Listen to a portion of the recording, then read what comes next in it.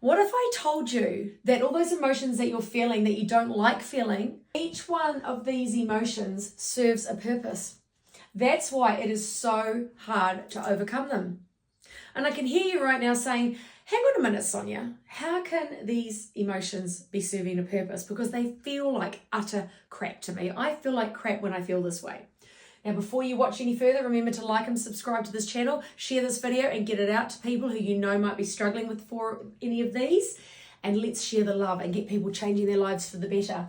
So let's start by looking at shame, the mechanism of shame. Shame is the lowest frequency emotion. And when it is activated, that's 20 hertz, that's the hertz reading. When it is activated, shame is what serves the purpose of people will use shame to try and get themselves into a better state of life. So the people that are struggling to succeed in life, the people who want to make more money, or maybe it's that, man in a relationship that, over functions and over pleases from the place of, I don't want to be disliked here because if I'm disliked, then I'm going to feel like I'm a really shit person. And if I feel like a crap person, then no one's going to love me. So then shame is the emotion that people are hiding underneath that they use to try and motivate themselves to live a better life. So the purpose of shame is to motivate and move forward, all right? And a lot of people try and motivate themselves from shame.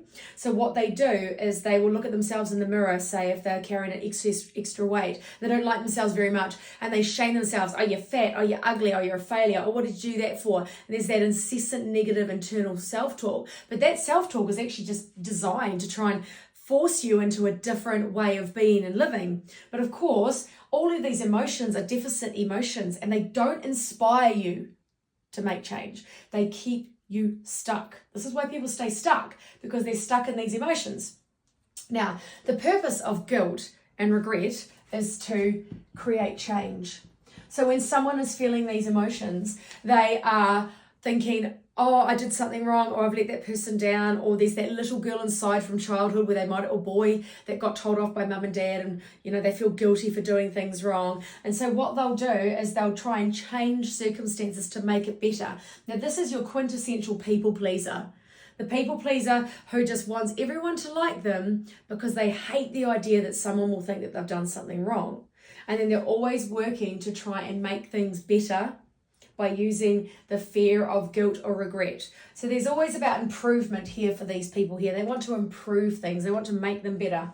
Now, the purpose of grief and sadness is to remember.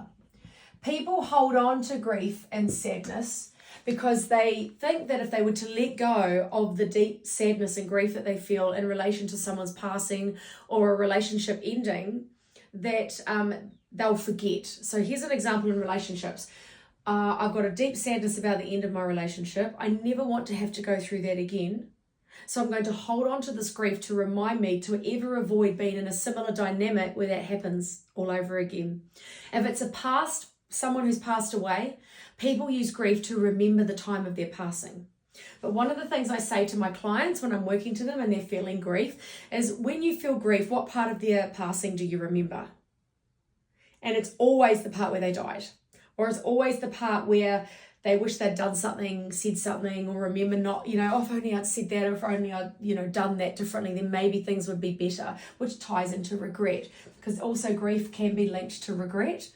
And yet always there is a deep sense of, I just want to remember. I'm afraid that if I let go of the grief and sadness, I will forget their memory. But the key to remembering people you love is to let go of grief and sadness, and that way you'll feel more love in your heart, and then you'll remember the joyful times. And that's how they want to be remembered. They don't want to be remembered for the time they died.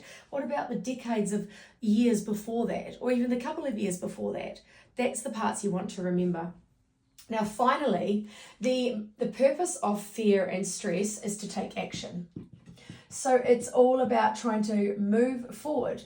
Now, what's really weird about fear and stress, and also I should say it's to protect.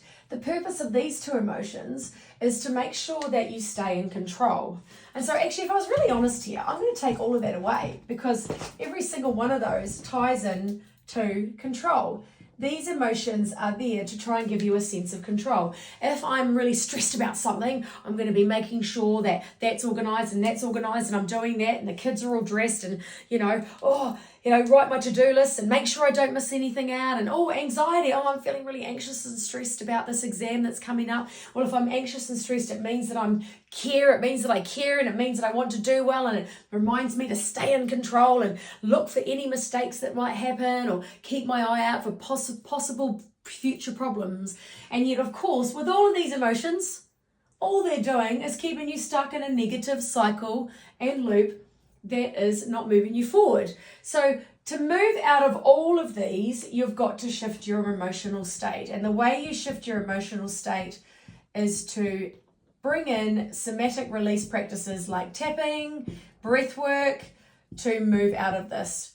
But just knowing that none of the purpose of all of these is no longer working for you, okay? Because even though they have a purpose, which is this column here, they're actually not doing the job that you want them to.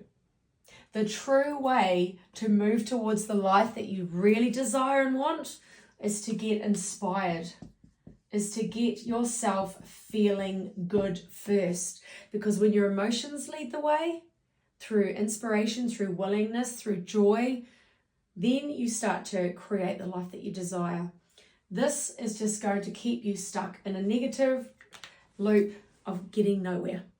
And if you're ready for this deep change and transformation, like you're seeking and yearning for something that's going to quantum leap you out of overwhelm, out of stress, out of stuckness, and into this life of incredible inspiration, and you're already there. Like, I know you wouldn't be watching this video if you weren't already on your way and you're ready for more. Get in touch. My one-to-one work with you is going to just leap you into that next level of life that's going to have you feeling so inspired and ready and joyful for creating what you truly desire. So on that note, thanks for watching. I always love seeing your comments, and share this if you thought it was useful. Catch you on the next video. See ya.